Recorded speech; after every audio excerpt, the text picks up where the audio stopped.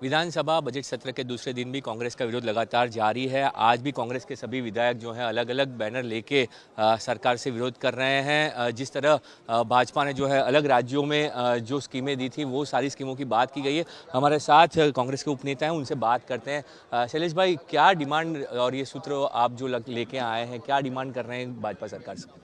जिस तरह भारतीय जनता पार्टी की सरकार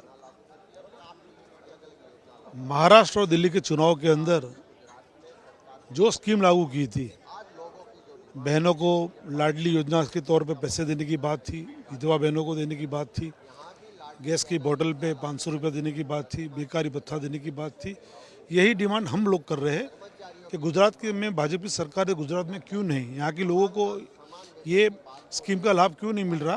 कांग्रेस पार्टी ये मांग कर रही है। खासकर गुजरात के अंदर ST, SC, OBC और माइनॉरिटी की जो बस्ती है, उनके हिसाब से उनको जो बजट देना चाहिए, वो बजट भारतीय जनता पार्टी ने, वो भी हमारी डिमांड आज के दिन रहेगी।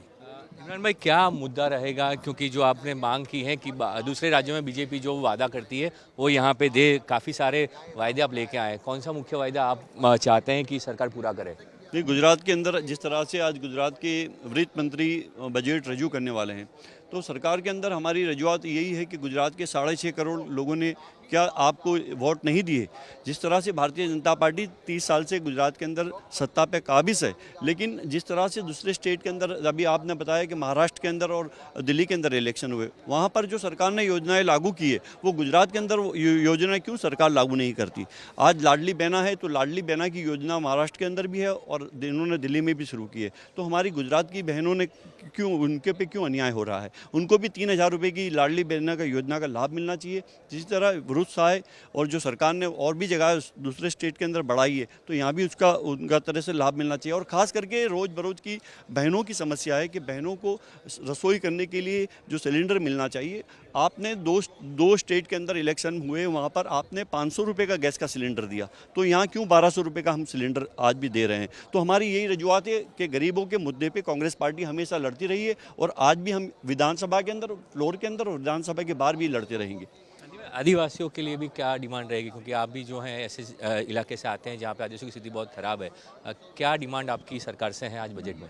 पूरा गुजरात में जनता देख के बैठी है, बजट आएगा और कैसा बजट आएगा इसलिए राह देख के बैठी है।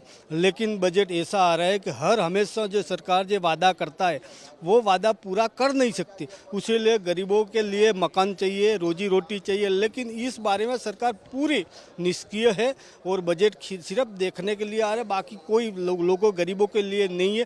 और देखिए, विजय राज्य में, विजय स्टेट में 500 रुपये गैस का सिलेंडर मिलता है और गुजरात में 1100-1200 रुपये में मिलता है और रोजगारी में भी बहुत मुश्किल है। लेकिन गरीबों के लिए कोई नहीं, वादा बहुत बड़ा बड़ा होता है लेकिन सिर्फ वादा ही रहता है।